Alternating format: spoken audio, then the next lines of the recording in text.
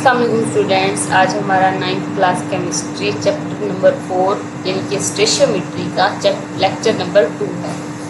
इसमें हम chemical formulas of binary ionic compounds को देखेंगे। अब इसको स्टार्ट करने से पहले आपको 2-3 बातें दिमाग में रखनी होंगी कि इनका रूल्स क्या है, इनका एलिमेंट्स का पीरियोडिक टेबल के अंदर जो पाए जाते हैं। तो चलिए इसको थोड़ा सा देखते हैं, समझने की कोशिश करते हैं। पीरियोडिक टेबल के अंदर हमारे पास डिफरेंट टाइप्स ऑफ एलिमेंट्स पाए जाते हैं और सारे के सारे यही कोशिश करते हैं कि वो स्टेबल हो जाए। ये एक कुदरती कानून है कि हर चीज़ खुद को स्टेबल देखना चाहती है, तो एलिमेंट्स का भी यही सिनेरियो है। कुछ ऐसे एलिमेंट्स हैं जो कि और ये अपना स्टेबिलिटी को अचीव करने के लिए क्या करते हैं, डुप्लेट रूल या फिर ऑक्टेट रूल को कंप्लीट करते हैं। अब कुछ ऐसे एलिमेंट्स हैं जिनके पास वैलेंस शेल के अंदर 8 इलेक्ट्रॉन तो नहीं है, किसी के पास 1, 2, 3, 4, 7 तक मतलब के इतने इलेक्ट्रॉन्स पाए जाते हैं।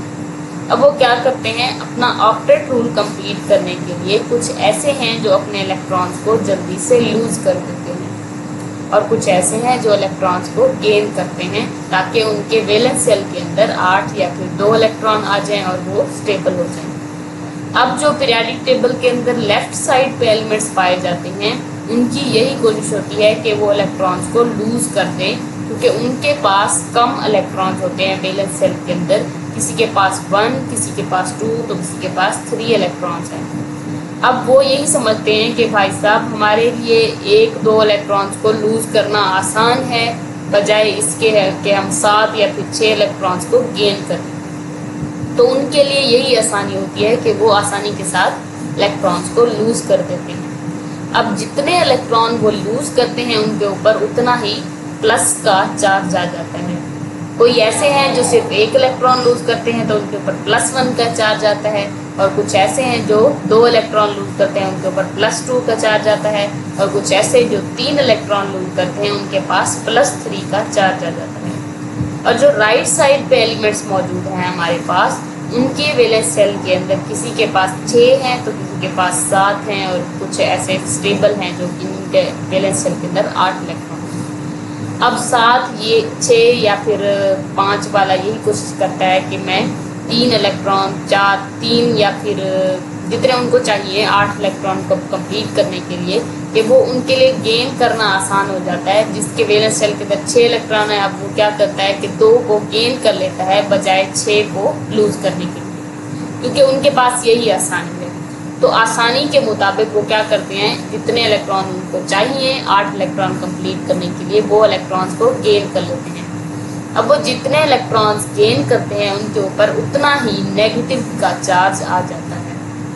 मिसाल के तौर पर जिसके पास 6 इलेक्ट्रॉन्स हैं वो क्या करेगा, वैलेंस शेल के अंदर 2 इलेक्ट्रॉन को गेन करेगा तो उसके पास -2 का चार्ज आएगा। अब जिसके पास क्या है, 5 इलेक्ट्रॉन है वैलेंस शेल के अंदर, वो 3 इलेक्ट्रॉन गेन करेगा तो उसके ऊपर -3 का चार्ज आएगा। मतलब क्या है कि यही सिलसिला सारे ही एलिमेंट्स अपना कंटिन्यू रखते हैं स्टेबल होने के लिए।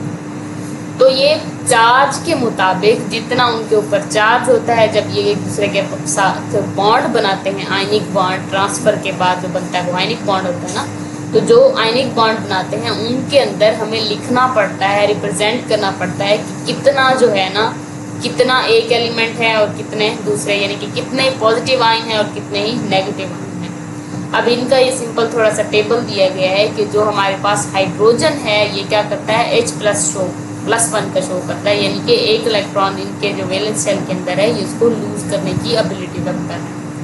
सिमिलर केस है सोडियम के पास, इसके वैलेंस शेल के अंदर भी 1 इलेक्ट्रॉन होता है और ये +1 का चार्ज शो करता है। लिथियम का भी यही केस है और पोटाशियम का भी।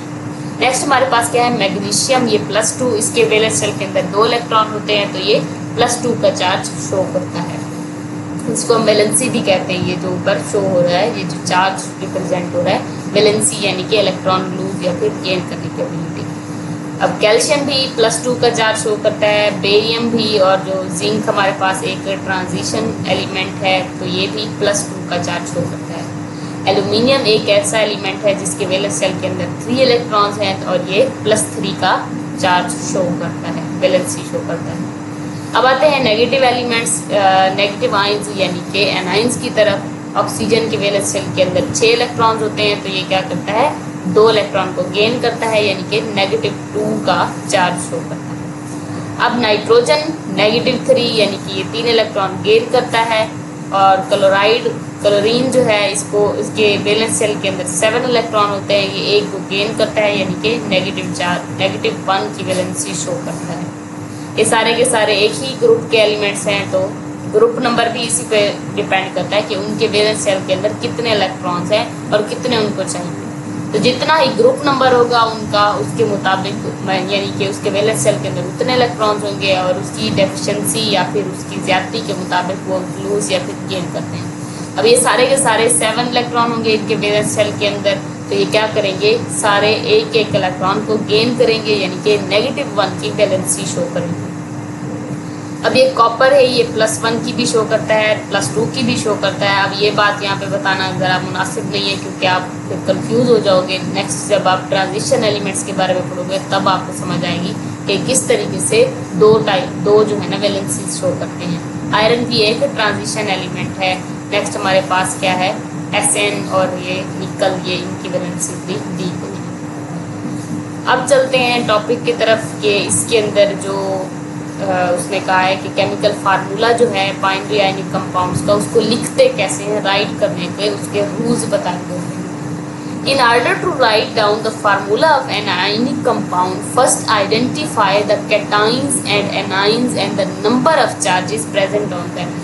सबसे पहले कैटाइंस और एनाइंस को कहता है आइडेंटिफाई करो, पहचानो। अब कैटाइंस क्या होता है, जिनके ऊपर प्लस का चार्ज होता है, और एनाइंस वो होते हैं जिनके ऊपर नेगेटिव का चार्ज होता है, और उसके ऊपर जो चार्जेस हैं उनकी तादाद को भी नोट करो। Finally combine the 2 ions together to form an electrically neutral compound. अब क्या करना है, जब आपने ये पहचान लिया कि ये कैटाइन एनाइन कौन से हैं और उनके ऊपर चार्ज कितने हैं, फिर क्या करना है, उनको कंबाइन करना है ताकि आप एक न्यूट्रल जो है ना कंपाउंड बना सको। If you know the name of the binary ionic compound, you can write its chemical formula. अगर आपको उस बाइनरी आयनिक कंपाउंड के नाम का पता है तो आप उसका केमिकल फार्मूला भी लिख सकते हो। और किस तरीके से आगे देखते हैं मजीद।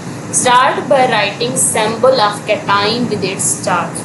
सबसे पहले क्या करना है, कैटाइन को लिखना है और उसके ऊपर उसका चार्ज भी लिखना है। Then write the symbol of anion, फिर एनाइन का सिंबल लिखना है with its charge, और उसका भी चार्ज उसके ऊपर होना चाहिए। And find out how many of these ions are needed to give an electrically neutral compound. अब ये देखना है कि कितने आयंस चाहिए हमें इन दोनों के कि हम एक न्यूट्रल स्पीशीज को बना सकें।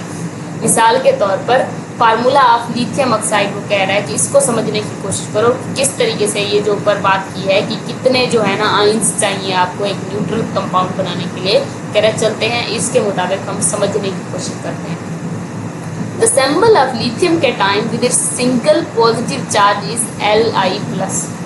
अब ये क्या है, लिथियम का साइन है और उसके ऊपर चार्ज क्या है, +1 का है। The symbol of anion is O-2। ये एनाइन यानी कि जो ऑक्सीजन है उसका सिंबल है, उसके ऊपर -2 का चार्ज है।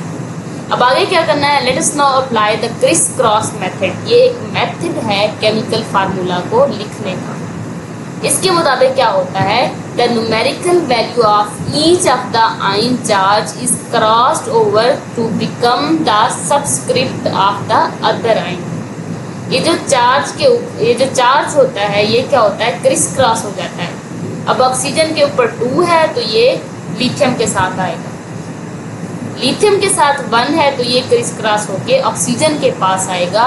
इस तरीके से क्रिस क्रॉस करके हम क्या करते हैं, उसकी जो ये सबस्क्रिप्ट बन जाता है, यानी कि ये जो ऊपर चार्जेस हैं ये अपने से जो मुखालिफ होता है, यानी कि एनाइन का जो है वो कैटाइन के पास चला जाता है और जो कैटाइन का है वो एनाइन के पास क्रिस क्रॉस होके सबस्क्रिप्ट के अंदर नीचे की तरफ आ जाता है। Signs of the charges are then dropped, और ये जो साइंस होते हैं ये फिर निगलेक्ट कर दिए जाते हैं, इसको फिर नहीं लिखा जाता। अब इस बात को अगर मैं, ये बात तो फिर आपको समझ आ गई कि किस तरीके से लिखना है कि जो साइंस होते हैं इनको हम क्रिस क्रॉस कर देते हैं। जो एनाइन के होता है वो कैटाइन के पास आ जाता है और जो कैटाइन का होता है वो एनाइन के पास आ जाता है। अब इसके पीछे भी एक लॉजिक है सिंप्लीफाई करने की कि इसका मतलब क्या है, कि हम ऐसा क्यों कर रहे हैं। अब इसको अगर हम सिंप्लीफाई करें तो ये बात बिल्कुल आसान है। लिथियम क्या है, एक पॉजिटिव चार्ज आयन है यानी कि कैटाइन है। इसकी टेंडेंसी क्या है, ये कि सिर्फ एक इलेक्ट्रॉन को लूज कर सकता है, और इसकी क्या है -2 यानी कि ये 2 इलेक्ट्रॉन को गेन करने की एबिलिटी रखता है। अब इस भाई साहब को ऑक्सीजन को 2 ऐसे स्पीशीज चाहिए जो इसको इलेक्ट्रॉन्स आके दें। अब लिथियम बेचारे के पास तो एक ही गेन देने की कैपेसिटी है, तो ये क्या करता है अपने एक भाई को यानी कि दूसरे लिथियम को भी साथ लेके आता है। तो क्या करते हैं, ये 2 हो जाते हैं और ये दोनों अपना एक एक इलेक्ट्रॉन इस भाई को देते हैं, इसको भी स्टेबल करते हैं और खुद भी स्टेबल हो जाते हैं। तो ये तो लिखने का तरीका था ना। अब इसके पीछे की लॉजिक यही है कि दोनों ही खुद को स्टेबल करते हैं और स्टेबल करने के लिए इन दोनों को ऐसे करना पड़ता है। अब चूंकि इसको 2 चाहिए तो इसके साथ 2 अटैच होंगे।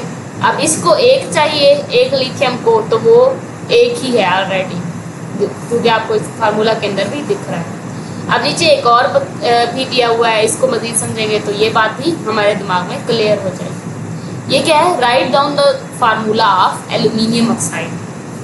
अब एल्यूमिनियम की एक एबिलिटी है कि इसके वैलेंस शेल के अंदर 3 इलेक्ट्रॉन होते हैं, ये +3 का चार्ज शो करता है। और ऑक्सीजन का हमने अभी देखा है कि ये -2 का चार्ज शो करता है, यानी कि 2 इलेक्ट्रॉन गेन करने की एबिलिटी रखता है। अब इसका तरीका क्या है सिंपल करने का, कि ये क्या होगा, 3 ऑक्सीजन एटम्स आएंगे और एल्यूमिनियम के 2 एटम्स आएंगे। अब इसको ज़रा समझने की कोशिश करते हैं। इसने क्या करना है, अपने 3 इलेक्ट्रॉन देने। अब ये तो नहीं हो सकता था ना कि एक ऑक्सीजन आए, इसको तो 2 चाहिए। बात ज़रा समझो, इसको गौर से सुनो कि ऑक्सीजन को 2 चाहिए, लेकिन इसने कितने देने हैं, 3 देने हैं। अब ये तो ऐसे नहीं कर सकता कि सिर्फ 2 दे और 1 को अपने पास ही रख ले। तो मतलब क्या हुआ इस बात का कि 1:1 की रेशो तो बन ही नहीं सकती।